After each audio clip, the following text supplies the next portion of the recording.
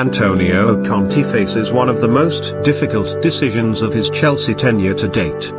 On Wednesday night, his side travelled to Camp Nou in need of at least one goal, yet every instinct in the Italian's body will gravitate towards playing with the same strikerless formation that nullified Barcelona so well in the first leg. His players, however, are less enamoured by an approach that leans too heavily on solidity rather than creativity, and it has presented a massive dilemma for the manager. Chelsea defended impressively at Stamford Bridge and did a particularly good job of prioritising who to press and hound, and who to allow time on the ball. Lionel Messi and Luis Suarez, the danger men, were swarmed, while holding midfielders Sergio Busquets, Ivan Rakitic and right-back Sergio Roberto were deliberately afforded the most touches on the night. Conte knew those players could not hurt his side, so sat off and clogged the space between the lines instead. But with Chelsea sitting so deep, it left Eden Hazard, used as a false nine, a rather isolated and frustrated presence up front. He complained afterwards, in games like that against quality opposition like Barcelona, it's difficult. You don't get a lot of ball. I might have touched 25 balls that night and 15 of them were flying toward my head. That is not really playing to my qualities. In actual fact, Hazard had 54 touches of the ball against Barca, the third most in the Chelsea team, played the joint second most passes and created 3 chances. Conte's tactics, while ultimately reactive, created a lot of space on the counter-attack, and the hosts were unlucky not to score more. When he brought Alvaro Morata back into the starting 11 a few days later at Old Trafford, Hazard's involvement actually dipped comparatively. Chelsea touches against Barcelona first leg. Part of the reason for that was how little Morata could be relied upon as an outball. Even goalkeeper Thibaut Courtois completed more passes against Manchester United, and his form at the moment is a major worry. The Spaniard has not scored since Boxing Day due to a combination of niggling injuries and just plain rank finishing. At the start of the season he looked ruthless, now he exudes only timidity in front of goal.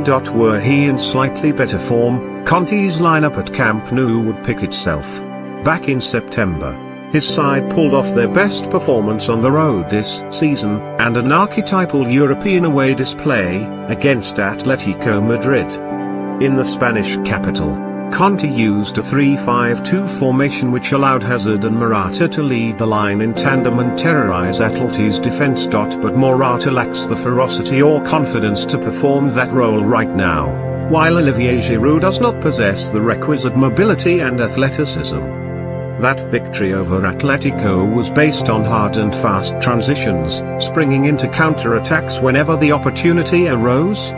You sense that Conte wants to do the same again at Camp Nou, and his admiration for Juventus' approach against Tottenham hinted as much. They showed great resilience, suffered a lot, and, in the right minute, they killed Tottenham. That sense of coming to life in decisive moments is key to Conte's approach. Chelsea will not have a lot of the ball, but when they do they need to kill Barca. Morata and Giroud, whose biggest night in the Champions League for Arsenal saw him miss countless sitters against Monaco, do not feel capable of doing that. Hazard and Willian, easily Chelsea's best players since the turn of the year, do. We must work together and take advantage of our opportunities to play our game. I've trained tactically more at Chelsea more than anywhere else, and you can see that on the pitch. We must start the match with a positive outlook, because if we do not, then we will struggle. That has to be the mentality with which we go into this match. We can't start at the Camp Nou with a negative mindset. It must be the opposite. We have to enjoy this big match. Conte's priority, therefore, is how to get the best out of that duo. Both players would prefer to play either side of a target man, but that would prevent Conte from playing with the 3-5-2 that was so effective against Atletico. Would he be so bold to risk playing Willian and Hazard as his front two?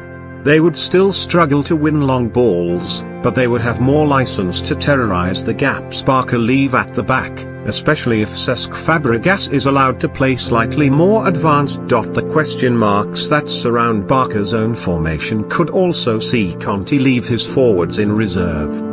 The potential absence of Andres Iniesta could define the contest.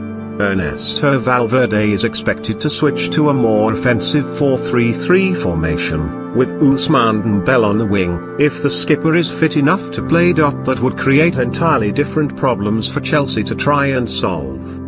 3 weeks ago Barca played a narrow shape and only looked to exploit the flanks through their overlapping fullbacks. But Dembele is capable of beating his man one-on-one with pace and trickery, while he